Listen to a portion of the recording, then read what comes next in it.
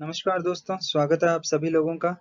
तो आरएएस, रीट और बाकी राजस्थान आरपीएससी के एग्ज़ाम्स की तैयारी करने वाले लोगों को ये जानकारी होगी कि कला और संस्कृति के बारे में जो है वो प्रीलिम्स, मेंस, चाहे वो रिटन एग्ज़ाम हो, चाहे वो ऑब्जेक्टिव एग्ज़ाम हो, दोनों में राजस्थान के कला और संस्कृति से जुड़े सवाल पूछे जाते हैं। और उसी का एक इम्पोर्टेंट हिस्सा है साहित्य यानी कि लिटरेचर ऑफ राजस्थान। सो इस वीडियो में हम कवर करेंगे इम्पोर्टेंट लिटरेचर ऑफ राजस्थान। तो अगर हम प्राचीन काल की बात करते हैं तो साहित्य जो है वो इतना ज़्यादा लिखा नहीं जाता था।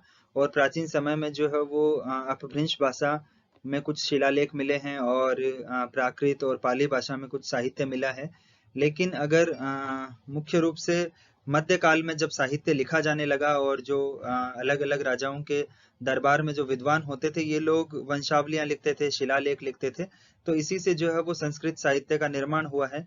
एक और इम्पोर्टेंट चीज है कि बहुत सारे राजाओं के नाम के लिए जो है बुक्स में दिया जाता है कि फला फला शासक ने फला फला कृतियों की रचना की। हम इस वाली चीज पे श्योर नहीं है और इतिहासकार भी जो है वो एक मत नहीं है कि क्या ये इनके साथ रहने वाले विद्वानों ने लिखा और फिर नाम जो है वो राजा का दे दिया, या फिर जो है वो ये राजाओं के द्वारा खुद के द्वारा लिखा गया। तो ये वाली चीज थोड़ी सी डिस्प्यूटेबल है, बट फिर भी अगर कला और साहित्य प्रेमी राजाओं के बारे में हम बात करते हैं तो जैसे महाराणा कुंभा है, इनका नाम सबसे ज्यादा है। आमेर के मान सिंह और जय सिंह, मारवाड़ के जसवंत सिंह, अजमेर के विग्रहराज चतुर्थ और पृथ्वीराज चौहान, इनका नाम प्रमुख है। और बीकानेर के जो है वो राय सिंह और अनूप सिंह। हम जानते हैं कि बीकानेर में अनूप संग्रहालय भी है जिसकी स्थापना महाराजा अनूप सिंह ने की थी। अब महाराणा कुंभा के जो है वो इम्पोर्टेंट जो रचनाएं हैं उनके नाम है संगीत राज, सूड प्रबंध, संगीत मीमांसा, रसिक प्रिय और संगीत रत्नाकर। तो एग्जाम में जो है वो ये वाला सवाल बार बार पूछा जाता है, इनमें से किसी न किसी एक ग्रंथ का नाम दे दिया जाता है और पूछा जाता है कि इसके रचनाकार कौन थे। तो हमें पता होना चाहिए। ये शख्स जो हमें यहाँ पे तस्वीर में दिख रहे हैं, महाराणा कुंभा, एक बड़ी वेल बिल्ट पर्सनैलिटी थी इनकी और इनके पराक्रम के बारे में हम सभी लोग जानते हैं। तो हम ये भी इनके बारे में एक इम्पोर्टेंट चीज है कि ये खुद जो है वो एक अच्छे राइटर थे और अच्छे इनका जो है वो म्यूजिक का बहुत अच्छा इनको नॉलेज था और ये खुद जो है वो बहुत म्यूजिक लवर थे।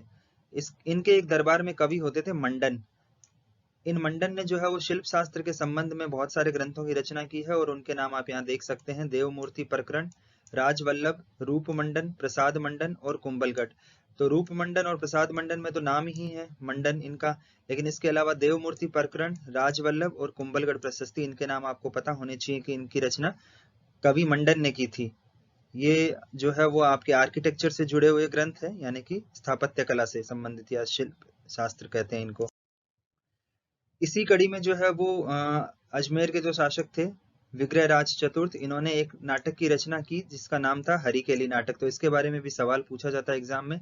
और पृथ्वीराज जो थे चौहान, इनके एक कवि थे जयानक, इन्होंने पृथ्वीराज विजय नामक ग्रंथ लिखा था जो कि इम्पोर्टेंट रचना है। और प्रतापगढ़ के दरबारी पंडित थे जयदेव, जिनके नाटक का नाम है हरि विजय। और गंगाराम भट्ट भी जो है वो प्रतापगढ़ के थे, उनके नाटक का नाम है हरिभूषण।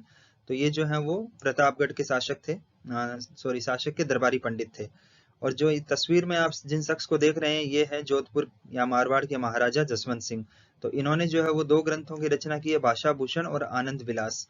और जोधपुर के ईमान सिंह ने जो है वो नाथ चरित्र नामक ग्रंथ लिखा है। तो ये सब जो है छोटे छोटे नाम हैं, लेकिन ये राजस्थान का इम्पोर्टेंट संस्कृत साहित्य है और एग्जाम्स में इनके बारे में पूछा जाता है, इसलिए आपको इनके नाम याद होने चाहिए।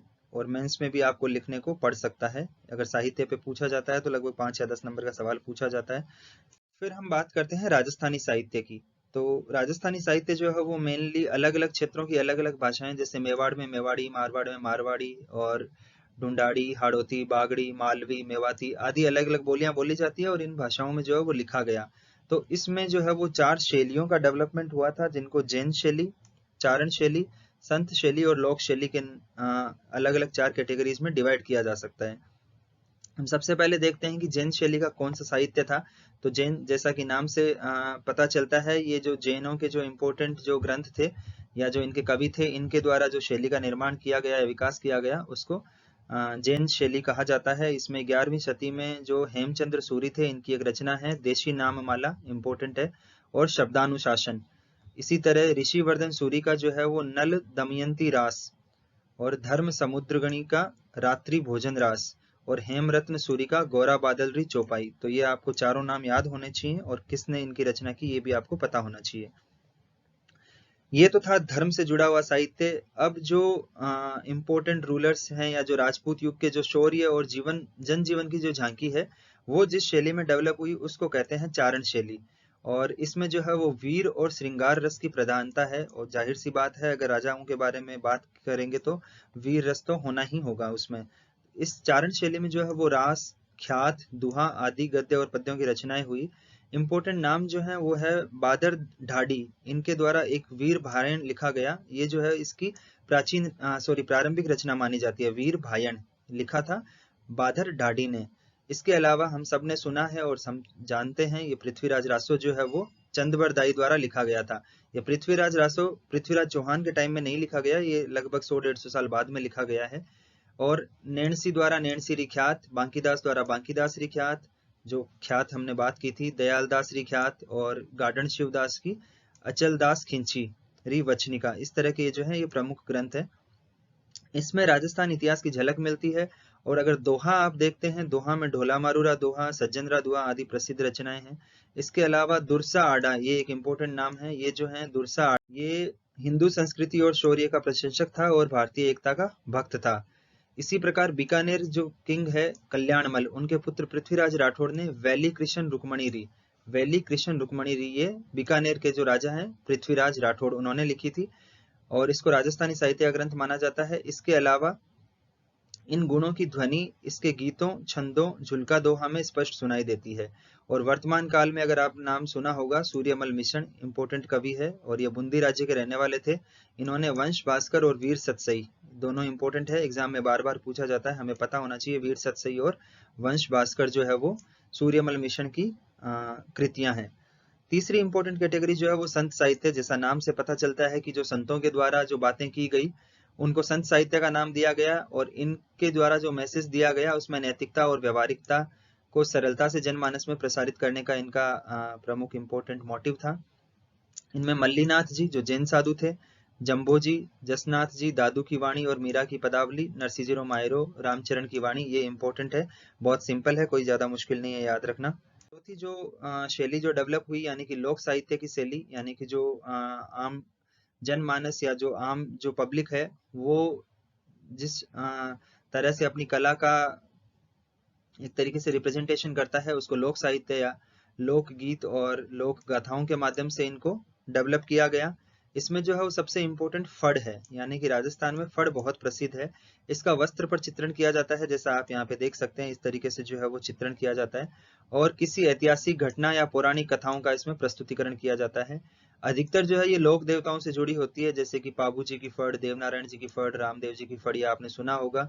गुज्जर कम्युनिटी के जो लोग हैं वो देवनारायण जी की फड़ का वाचन करते हैं, और इसमें जो है वो इंपॉर्टेंट घटनाओं को दिखाया जाता है और चमत्कारों का चित्रण होता है, क्योंकि आम जनमानस में इसी तरीके की चीजें प्रचलित रहती है। इस फड़ का उपयोग जो है वो चारण और भोपे करते हैं, यानी भोपे जो है वो फड़ कहते हैं। इसमें जो एक इम्पोर्टेंट नाम है वो है श्रीलाल जोशी का। श्रीलाल जोशी को फड़ को अंतर्राष्ट्रीय पहचान दिलाने के लिए भारत सरकार द्वारा पद्मश्री का अवार्ड दिया गया था, उनको पद्मश्री से नवाजा गया है। ये आप यहाँ पे तस्वीर में देख सकते हैं, ये जो शख्स हैं ये श्रीलाल जोशी हैं, भीलवाड़ा के रहने वाले थे। तो ये हमें पता होना चाहिए। बाबू जी की फड़, देव जी की फड़, तीज, गणगौर, शादी संस्कारों पर गाए जाने वाले लोकगीत, ये जो है वो लोक साहित्य की इम्पोर्टेंट झलक है। तो इसमें से सबसे इम्पोर्टेंट चीज जो है वो है श्रीलाल जोशी का नाम, और फड़ पर जो है वो थीम क्या होती है फड़ की, वो ये होती है देव जो आपके जो लोक देवता हैं इनके बारे में, इनसे जुड़ी हुई घटनाओं या पौराणिक कथाओं का वाचन इसमें होता है। सो इस ये वाला एक जो टॉपिक है ये कवर हो जाता है हमारा, यानी कि लोक कला और संस्कृति या आर्ट एंड कल्चर जिसको हम कहते हैं इंग्लिश में। तो इसमें से जो हमारा लिटरेचर वाला पार्ट जो है यानी कि साहित्य वाला पार्ट जो है वो हमने इस वीडियो में कवर किया। So thank you so much guys. And अगर आप चाहते हैं कि I shall make a video on other forms of art like dance, जो नृत्य हैं राजस्थान के, या फिर जो स्थापत्य कला है उसके बारे में अगर वीडियो बनाना है, so you can write that in the comment section. Thank you so much for your patience watching of the video. Have a nice day.